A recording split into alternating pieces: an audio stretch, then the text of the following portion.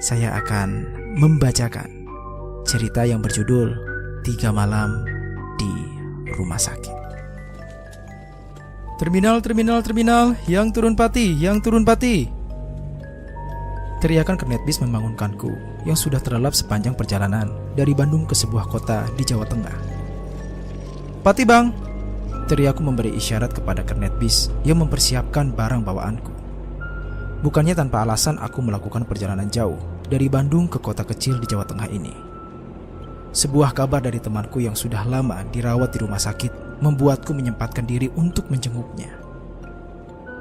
Menjelang malam, bis antar kota yang kunaiki segera menurunkanku di sebuah terminal dan langsung melanjutkan perjalanannya lagi. Wajar saja, bis yang kunaiki tersebut adalah bis jurusan ke Jawa Timur. Mereka masih harus mengejar trayek mereka untuk sampai di tujuannya sebelum subuh. Sesampainya di terminal, aku mencoba menelepon temanku Ardi.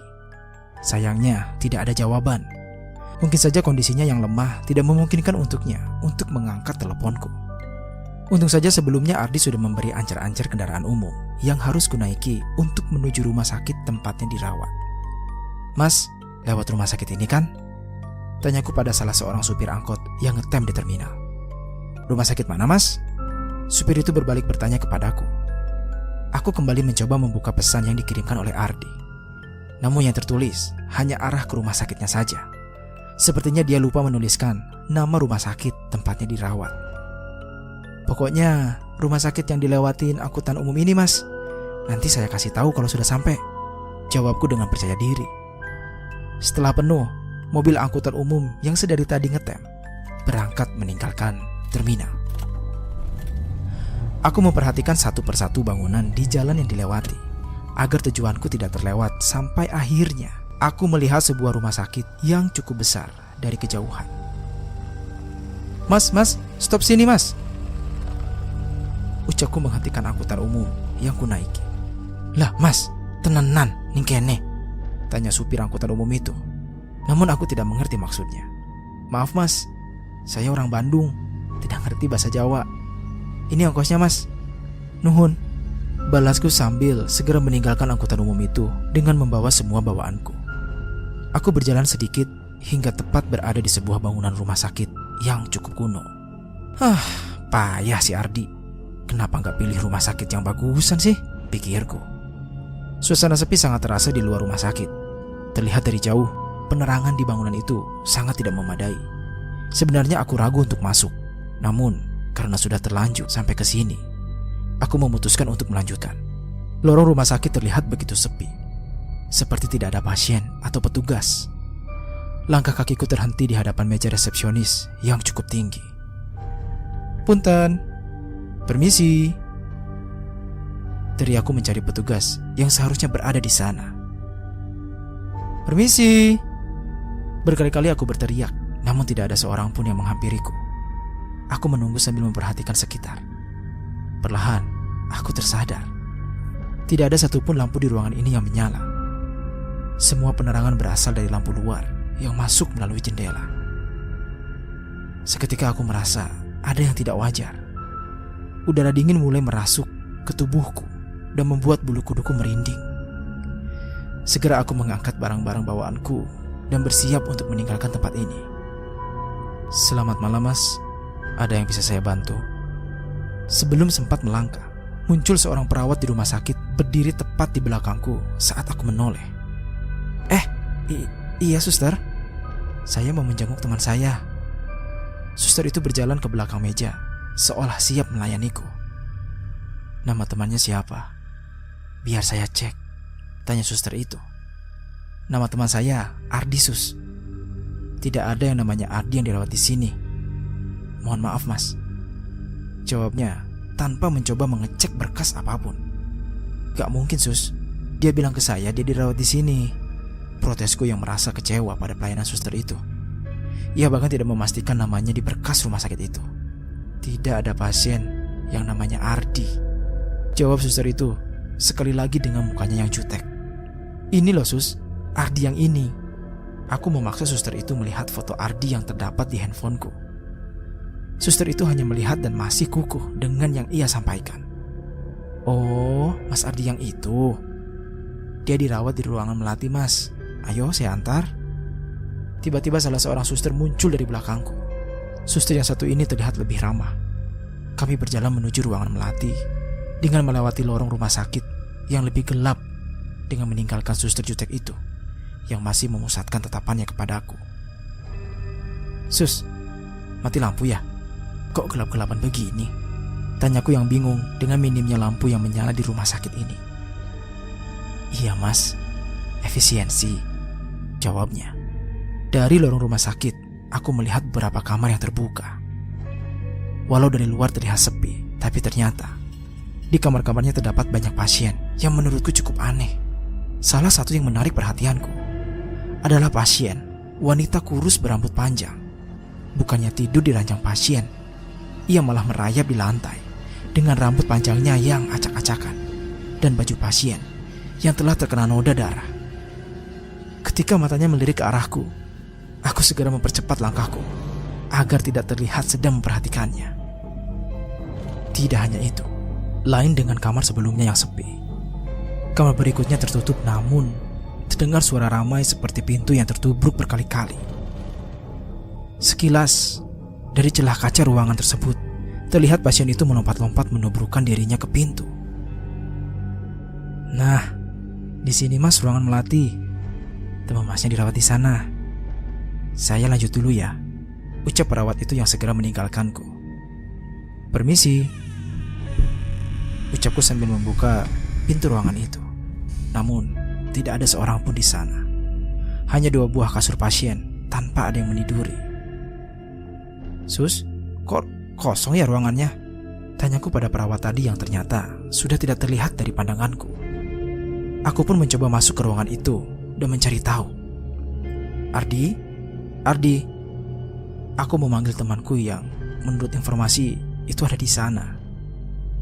Suara pintu dari kamar mandi terbuka, dan dari sana terlihat sesosok manusia yang mirip dengan yang kutunjukkan pada perawat di depan tadi. Benar dirawat di sini kamu. Kirain aku nyasar. Ucapku yang sudah merasa lega melihat temanku berada di sana. Iya, gimana perjalanan kamu? Lancar? Tanyanya sambil kembali ke ranjang. Lancar. Kamu gimana? Udah baikan? Jawabku sambil menanyakan keadaannya juga. Sudah, lumayan. Terima kasih sudah jauh-jauh ke sini ya, jawab Ardi. Santai aja kali. Maaf baru bisa jenguk. Itu kasur sebelah ada yang nempatin gak? Tanyaku yang berharap bisa menumpang tidur di kasur sebelah. Ada. Biasa, pasiennya baru kembali ke kamar nanti malam, jawabnya dengan suara yang semakin lemas. Ya sudah kalau begitu, kamu istirahat aja. Aku numpang gelar tikar di sini ya. Ardi hanya membalas dengan mengangguk. Melihat Ardi dengan wajah yang pucat, aku tidak lagi mengganggunya. Segera aku membereskan barang-barangku dan bersiap untuk istirahat juga. Tepat di sebelah kasur Ardi, aku menggelar tikar yang berbatasan langsung dengan gorden yang menjadi pembatas dengan kasur sebelah. Tak lama setelahnya, rasa lelahku membuatku semakin mudah untuk tertidur. Sayup terdengar langkah kaki dari luar ruangan. Suara pintu dibuka menyusul setelahnya. Aku tetap nyaman dengan tidurku dan berpikir itu adalah pasien sebelah yang sudah kembali. Dan benar, suara kasur yang diisi oleh seseorang terdengar di sebelahku. Ketika hari semakin malam, tidurku terganggu dengan suara dari kasur sebelah yang terdengar serak. Suara itu terdengar semakin sering. Aku yang merasa terganggu segera memaksa untuk membuka mata dan memeriksa asal suara itu. Sayangnya, hal itu membuatku segera menyesal. Tepat di hadapanku, di kolong kasur Ardi, sesosok makhluk terbungkus kain kafan dengan gumpalan kapas yang menutup hidungnya, menatap ke arahku dengan kulit yang sudah membusuk. Pocong Ardi, pocong Ardi, ada pocong, ucapku yang segera berdiri menghampiri Ardi. Namun sekali lagi, Ardi tidak terlihat di tempat tidurnya. Aku yang panik segera mencari keberadaan Ardi dengan menyibakkan gorden pasien sebelah. Namun, bukan Ardi yang kutemukan, melainkan sesosok makhluk kerdil meringkuk dengan bisul di seluruh tubuhnya sedang mengunyah sesuatu yang berbentuk seperti ayam hidup dengan darah yang berceceran. Tolong! Teriakku yang bersiap berlari keluar, namun tertahan oleh suara Ardi di belakangku. Apaan? Masih ngantuk nih. Tiba-tiba suara Ardi terdengar tepat di tempat tidurnya yang sebelumnya kosong. Lah, tadi kamu kemana? Itu ada pocong di kolong, Ardi. Ada setan di kasur sebelah. Teriakku masih panik. Pocong mana? Gak ada tuh. Balas Ardi yang segera mengecek kolong kasurnya, dan memang tidak ada apa-apa di sana. Mimpi kali kamu. Udah, tidur lagi aja. Ngantuk nih. Jawab Ardi yang segera kembali tidur. Sekali lagi, aku mengecek kasur sebelah, dan memang tidak ada apapun di sana. Dengan jantung yang masih berdegup, aku memaksakan diri untuk tertidur lagi. Pagi mulai datang. Matahari masuk melalui jendela menerangi seluruh ruangan. Namun, sepertinya aku bangun kesiangan. Ardi tidak ada di kasurnya. Mungkin saja ia sedang jadwal check up atau melakukan pemeriksaan. Setelah menunggu cukup lama, aku memutuskan meninggalkan Ardi untuk mencari makanan di luar. Berbeda dengan semalam, rupanya rumah sakit ini cukup terang di siang hari. Namun, tetap saja sepi. Mungkin memang tenaga medis di sini banyak diperbantukan di rumah sakit lain untuk menanggulangi pandemi. Kota Pati memang cukup kecil. Aku berkeliling menghabiskan waktu sebelum berencana kembali ke rumah sakit. Cukup lama waktu kuhabiskan untuk menemukan kuliner favorit di kota ini, yang bernama nasi gandul. Rasanya lumayan puas ketika aku berhasil menemukannya. Tanpa terasa, azan maghrib terdengar dari Masjid Agung di sebelah barat alun-alun Pati. Aku mampir sebentar ke sebuah warung di dekat sana, memesan nasi bungkus untuk makan malam nanti di rumah sakit. Mobil angkutan umum berwarna biru menurunkanku lagi tepat di depan rumah sakit. Kali ini aku tidak canggung. Aku berjalan melalui lorong yang gelap seperti semalam dan memasuki ruang melati tempat Ardi dirawat. Tapi Ardi belum juga terlihat di tempat tidurnya.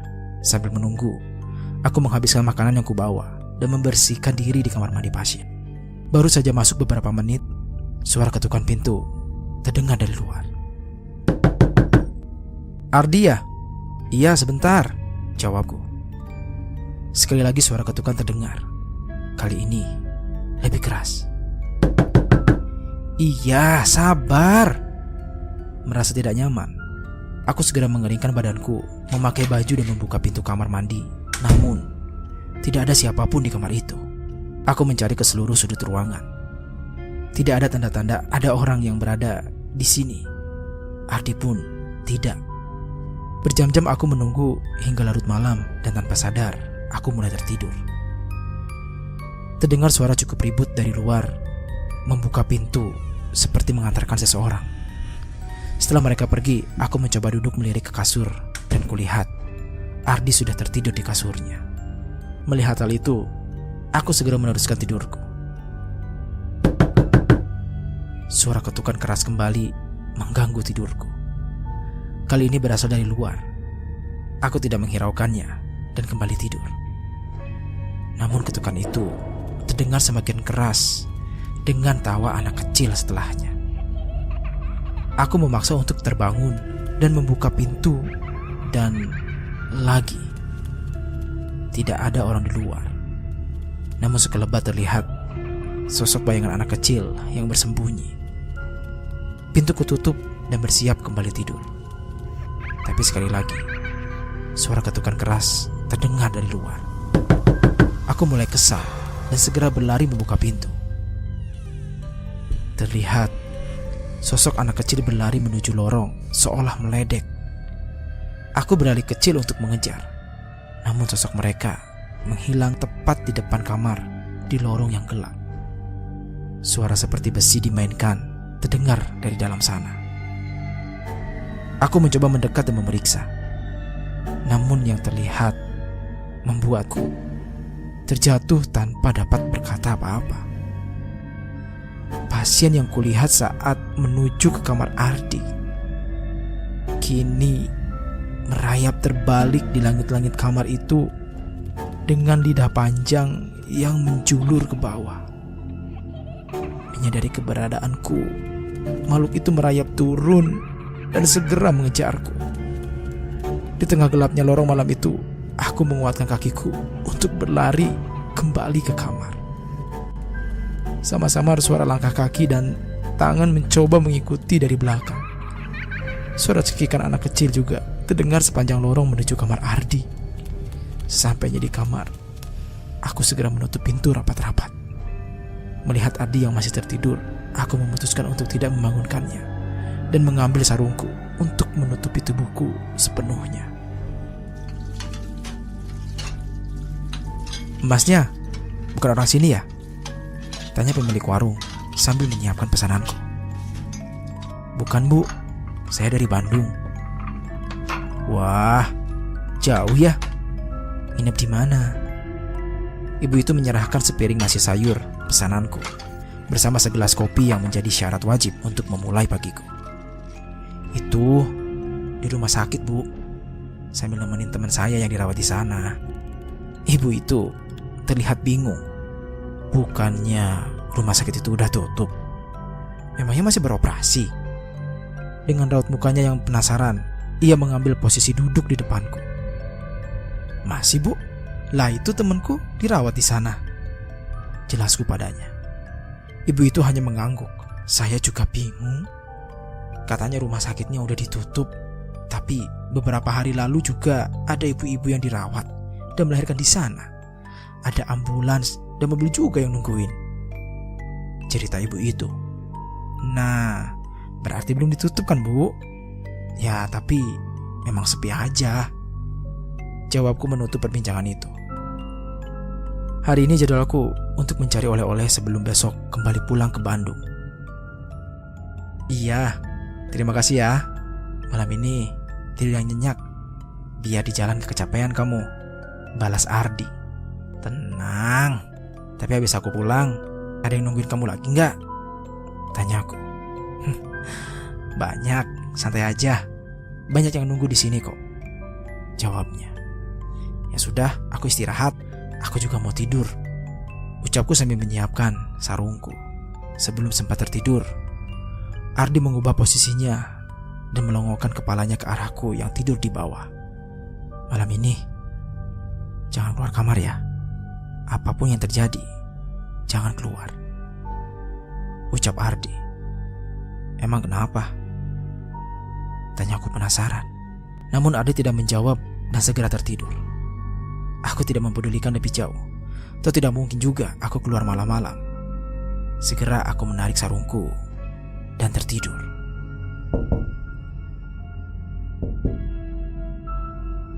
Seperti suara dinding yang dipukul, terdengar suara dari luar kamar. Aku yang masih terlelap dalam tidur merasa terganggu sekali lagi. Kali ini suara itu terdengar menabrak pintu. Aku mencoba mengecek, namun segera teringat perkataan Ardi untuk tidak keluar. Dari celah kaca pintu, aku mengintip apa yang terjadi di luar, namun tidak begitu jelas. Hanya terlihat di luar begitu ramai. Saat aku mendekatkan wajah ke pintu, suara pintu yang tertabrak sesuatu terdengar sekali lagi. Aku khawatir itu adalah suara seseorang yang butuh bantuan. Spontan, aku membuka pintu itu dan benar, lorong rumah sakit itu saat ini dalam kondisi ramai. Bukan ramai oleh sosok manusia, melainkan puluhan pocong yang tersebar sepanjang lorong. Sekali lagi aku merasa panik. Namun dari tiba-tiba Ardi muncul berdiri di belakangku. "Udah dibilangin jangan keluar," ucap Ardi dengan segera menutup pintu dan kembali ke kasurnya, seolah terbiasa dengan hal itu. Aku tak mampu berkata-kata. Terlalu banyak pertanyaan di kepalaku sehingga entah tidak tahu mana yang harus kutanyakan. Hingga akhirnya aku memutuskan untuk tidur menyusul Ardi. Pagi mulai datang. Seperti biasa Ardi sudah tidak ada di kasurnya. Namun karena sudah berpamitan semalam, aku segera membereskan barangku dan meninggalkan rumah sakit ini. Sama seperti sebelumnya, tiap pagi rumah sakit ini selalu sepi seolah tidak ada siapapun di sana. Tapi sepertinya tidak begitu. Walaupun terasa sepi, rupanya dari luar masih terlihat beberapa pasien yang memandangku dari jendela-jendela kamar rumah sakit.